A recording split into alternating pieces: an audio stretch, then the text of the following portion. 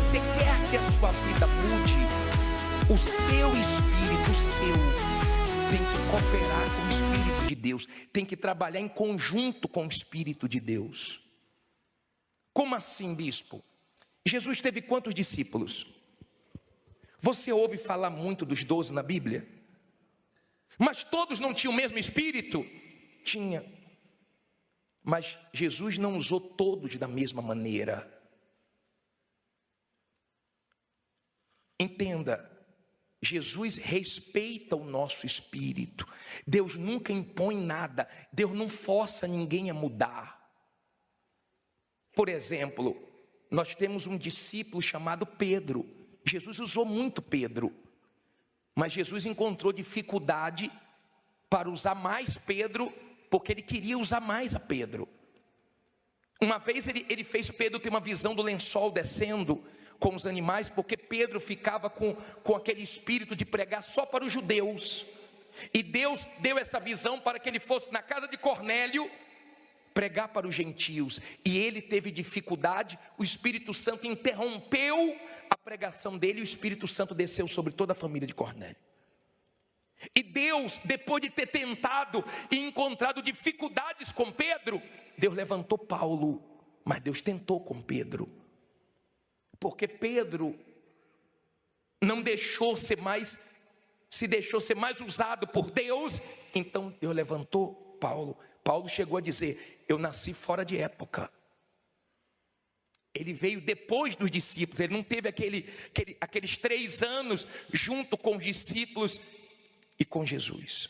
Ele veio fora de época, mas o espírito dele contribuiu para Deus poder fazer o que ele queria fazer.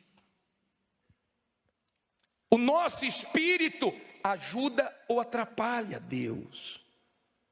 Deus contou com Pedro para o que podia, mas para as outras coisas maiores teve que contar com Paulo. Deus destaca na Bíblia o Espírito. Deixa a Bíblia aberta em Juízes 7:3, mas se você ler comigo no telão, Daniel capítulo 6, versículo 3, leia comigo, por favor.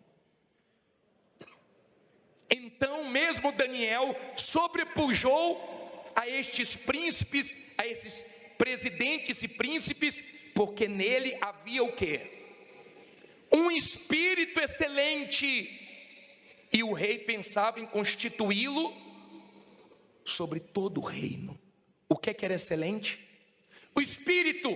Tem gente aqui que quer excelentes clientes, excelentes vendas, excelente lucro, ela quer ter tudo excelente, mas ela esquece de focar o principal: ter um espírito excelente.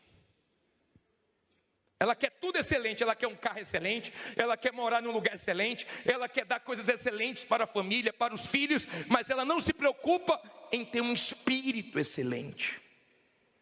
Daniel tinha, o espírito dele era diferenciado.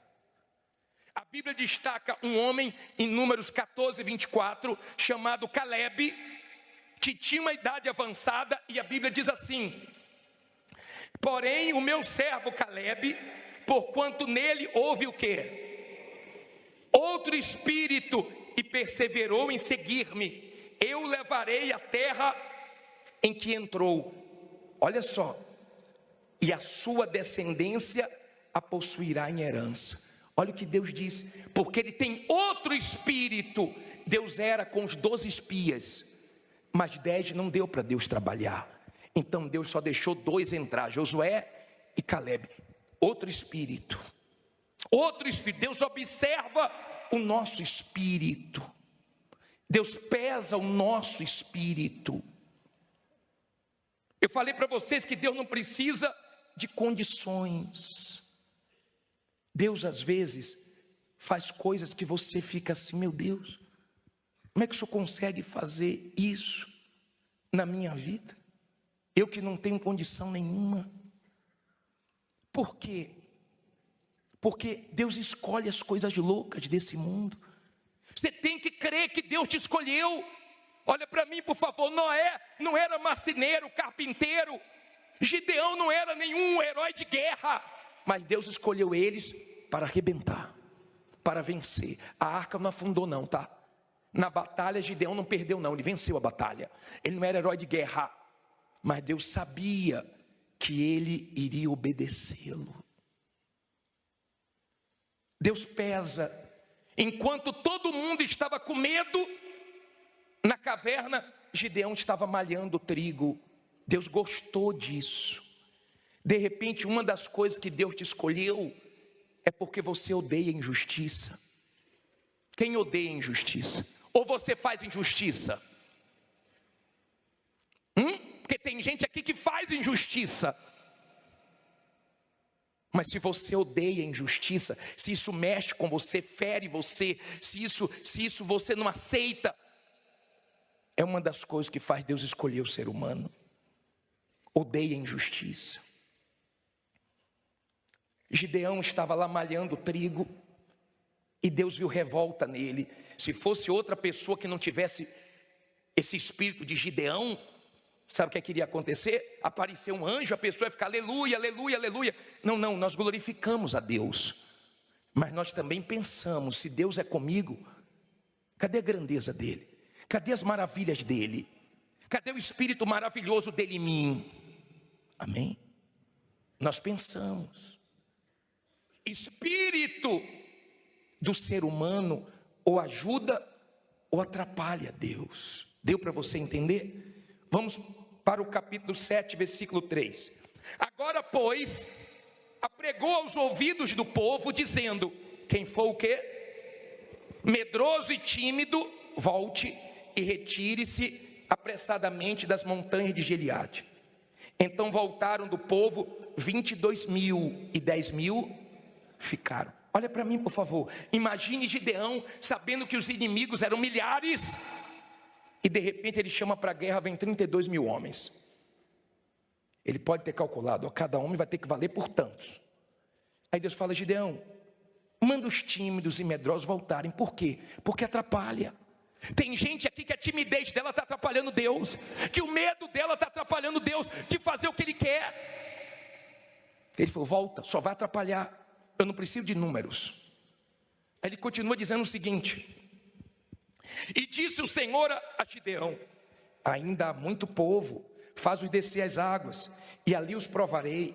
E será que daquele de que eu te disser, este irá contigo, esse contigo irá.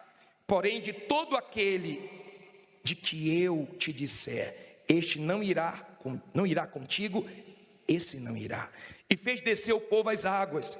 Então o Senhor disse a Gideão: qualquer que lamber as águas com a sua língua, como as lambe o cão, esse porás à parte, como também a todo aquele que se abaixar de joelhos a beber. E foi o número dos que lamberam, levando a mão à boca, quantos homens? 300 homens. E de todo o restante do povo, se abaixou de joelho a beber as águas. E disse o Senhor a Gideão: com estes 300 homens que lamberam as águas vos livrarei, e darei os medianitas na tua mão, porquanto todos os demais, o quê? Se retirem cada um ao seu lugar. Não vou com eles, Gideão, você não vai com eles. Olha para mim, os 300 têm o que eu quero: espírito, confiança, coragem. O diabo, ele usa as pessoas lá fora que tem espírito para fazer o que ele quer. E Deus busca pessoas que têm espírito.